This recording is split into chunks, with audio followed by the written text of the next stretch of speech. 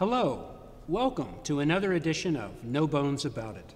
I'm your host, Robert Hicks, Director of the Mütter Museum and the Historical Medical Library at the College of Physicians of Philadelphia.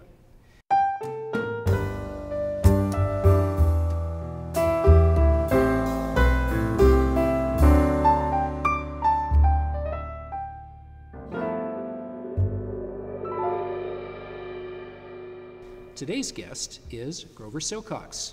Grover, hello. It is good to be here, Robert. Thank you so much for coming. My pleasure. It's kind of a little role reversal because I think it was a year and a half or so ago that I interviewed you for PBS 39. I was am serving as a reporter for them. Yes, and as I recall, you wanted to see the Cabinet of Death. I did. We saw it. I haven't been the same since, to be honest with you. I have noticed that. Now, last winter, you did a wonderful program at the college where you recited, in a very dramatic fashion, prose and poetry of Edgar Allan Poe. And you are back today to do something of a similar kind. What are you up to? Well, we have a show, and I say we because joining me on this show is my guest, Harry Anderson, who was the star of NBC's Night Court for, I think, almost 10 years. And, of course, he was a well-known, internationally known comedian and magician, and just an all-around fun, fascinating guy. And it's a thrill to include him in on the show. So the show this year is called Edgar and the Poe Boys Closing Night.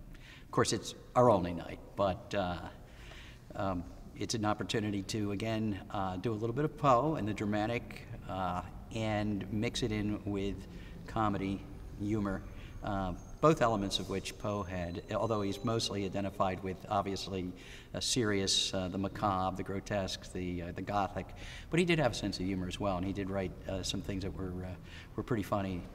And so we're going to try to capture that tonight. Actually, what we're saying is that we're going to pay tribute to Edgar Allan Poe through his works and do things that Poe himself would enjoy if he weren't dead. Now, you have been a real friend to the Mütter Museum, and I'd like to point out that tonight's one-night-only performance is a benefit for the museum, which we are deeply grateful. What's the connection of Poe to the Mütter Museum? Well, Poe is considered in some circles as the father of the science fiction genre, and he was very interested in science and in obviously many themes of death, and there was a lot of illness and suffering that surrounded him throughout his life, starting with his own mother dying from tuberculosis. He was only 2 years old. His younger sister was there, his older brother, and they think they were alone with the mother when she was dying in utter poverty. She was an actress. They didn't make a lot of money in those days in a Richmond boarding home down in Virginia. And whatever the impact of that was, perhaps it carried through the rest of his life, and it seemed like every important woman in his life died young. And so at the Mütter Museum, we explore, I guess, the origins of disease and how it takes us in its different ways, and the challenges that science has had in combating that and trying to alleviate this kind of suffering. And Poe gives us a very ample example of suffering in many of his works, and some of them I will do tonight, including obviously The Raven, which is his probably most well-known piece about a man who is frequently interpreted as a man suffering the loss of someone he loves, and can just not get over it, is just obsessed with it, and he is haunted by it. And so I think there is a tie-in with the Mütter and the kinds of themes and presentation, the history that you have.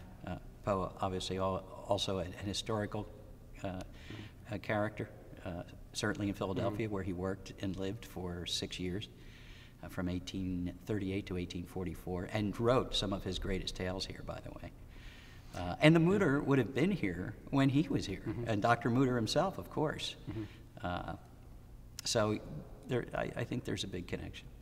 It is challenging to think that Edgar Allan Poe might have walked into the college at some point. Absolutely. I wonder what his favorite exhibit was. What's your favorite exhibit at the Mütter? I'm kind of partial to the soap lady. Why the soap lady? I wish I could answer that question, but like the Mütter, it's more a place to learn about the questions. It's a place of questions, big question marks, and I think it triggers that curiosity in everyone.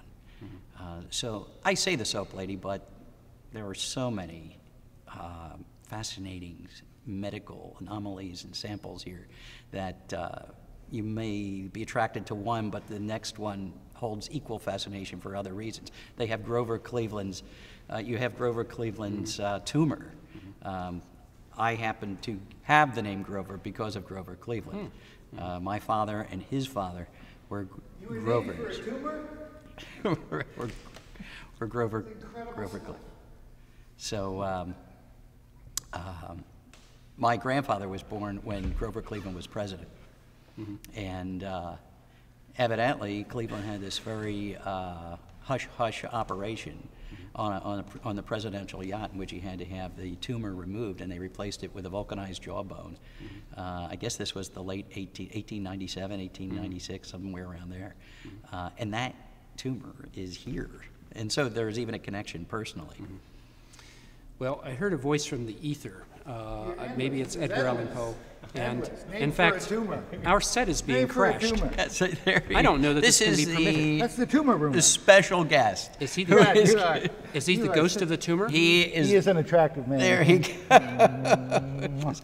Harry Anderson. Harry Anderson. Yes. And I think you Who have has just crashed this interview. There you go. Oh my God. I think you have an interview coming up with him shortly. You know, when the barber says next, just get out. Leave. You know that Don't let this happen. This brother. behavior in primates is looking for I know it's nuts. grooming. It's called grooming, yeah. It's grooming, yes, Yep. it is grooming. You've heard of grooming. Yeah, this is just the beginning. Robert, I had no idea. Does that feel good? this is Well, just the beginning. The sound man says he heard change rattling. All right. Yes. Since we've been so rudely interrupted, I want to thank you very much for joining us on No Bones About It. My I pleasure. will Robert. pretend to ignore the working together. gentleman leaning over your You're not shoulder. leaving. There you go. I will Would not you even like look to- at you. If he leaves, I leave. Thank you very much for joining us on this episode of No Bones About It. Continue to watch episodes to see how this turns out. Meanwhile, look at us for other events on our schedule online at collegeofphysicians.org. Or better than that, come down and see something here. And also follow us on Twitter. Thank you for joining us today.